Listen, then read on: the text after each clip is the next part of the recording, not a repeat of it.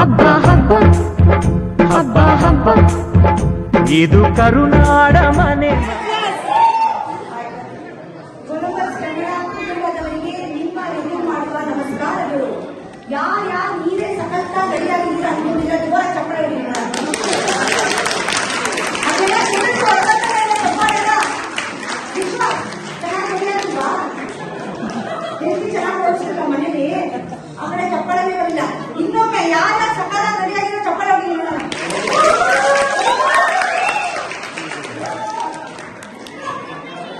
ಮೊದಲಿಗೆ ನಿಮಗೆಲ್ಲರಿಗೂ ಕರುನಾಡ ಹಬ್ಬದ ಶುಭಾಶಯಗಳು ಹಾಗೂ 4ನೇ ವರ್ಷದ ಕೊಲಂಬಸ್ ಕನ್ನಡ ಹಬ್ಬಕ್ಕೆ ಸ್ವಾಗತ ಸುಸ್ವಾಗತ.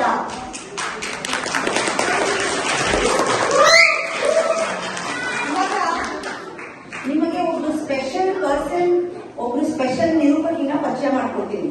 ಏನಿದು ನೀವೇ ನಿಂತಿದೆಯಲ್ಲ, ಯಾರಿಗೂ ಸ್ಪೆಷಲ್ ಅಂತಲ್ಲ, ಖಂಡಿತವಾಗ್ಲೂ ಒಬ್ರು ಸ್ಪೆಷಲ್ ನಿರೂಪಕಿನ ಇವಾಗ ನಿಮ್ಗೆಲ್ಲರಿಗೂ ಪರಿಚಯ ಮಾಡ್ಕೊಡ್ತೀನಿ. ಸ್ವಾಗತಿಸಿ ಚಪ್ಪಾಳೊಂದಿಗೆ ನಮ್ಮ ಜೂನಿಯರ್ ಮುದ್ದಾದ ನಿರೂಪಕಿ ಸಾನ್ವಿ ಬೆಳವಾಡಿ.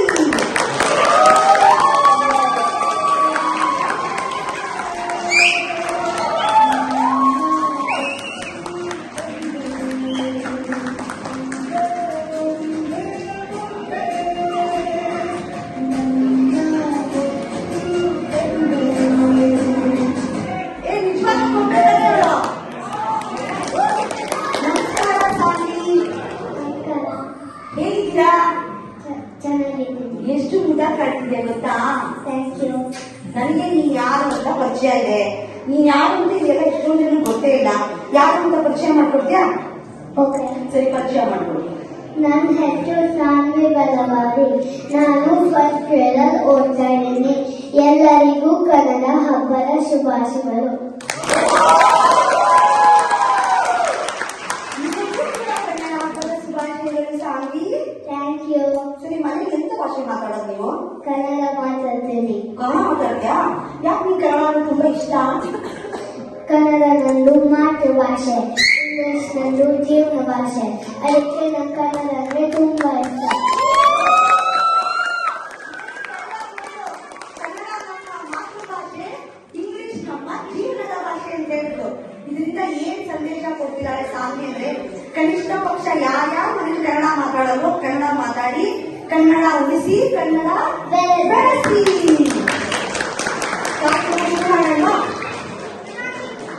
ದೀಪಂ ಜ್ಯೋತಿ ಪರಬ್ರಹ್ಮ. ದೀಪ ಎಂದರೆ ಶಾಂತಿ, ದೀಪ ಎಂದರೆ ಸಮೃದ್ಧಿ, ದೀಪ ಎಂದರೆ ಬೆಳಕು. ದೀಪ ಹಚ್ಚುತ್ತೇನೆ ನಾನು, ಇದರ ಮೂಲಕ ಜಗತ್ತನ್ನೇ ಬೆಳಗುತ್ತೇನೆ ಎಂಬ ಅಹಂ ನನ್ನದಲ್ಲ. ಇರುವಷ್ಟು ಹೊತ್ತು ನಾನು ನಿನ್ನ ಮೊಗ, ನೀನು ನನ್ನ ಮೊಗ ನೋಡಬಹುದು ಎಂಬ ಆಶೆಯಿಂದ ಎನ್ನುತ್ತಾರೆ ಕವಿ GSS ರವರು. ಆ ಆಶೆಯನ್ನು ಹೊತ್ತು ಇವಾಗ ದೀಪ ಹಚ್ಚುವ ಮೂಲಕ ಆ ಜ್ಯೋತಿ ಸ್ವರೂಪಿಯಾದ ಆ ದೀಪ ಮಾತೆಯನ್ನು ಹಾಗೂ ಕನ್ನಡ ತಾಯಿ ಭುವನೇಶ್ವರಿಯನ್ನು ನೆನೆಸುತ್ತಾ, ಪುಷ್ಪ ಅವರು ಹಿರಿಯರು ಯಾರಿದ್ದಾರೆ ಅವ್ರನ್ನ ಕರ್ಕೊಂಡ್ಬಂದು ದೀಪ ಹಚ್ಚಿ ಕಾರ್ಯಕ್ರಮ ಶುರು ಮಾಡ್ಕೊಳ್ಬೇಕು ಅಂತ ಕೇಳ್ಕೊತೀವಿ.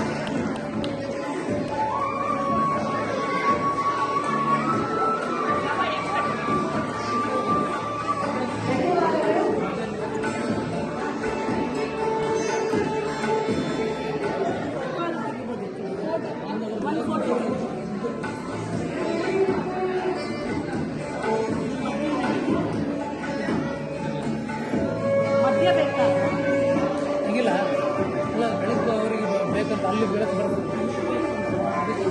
ಪರ್ಫಾರ್ಮೆನ್ಸ್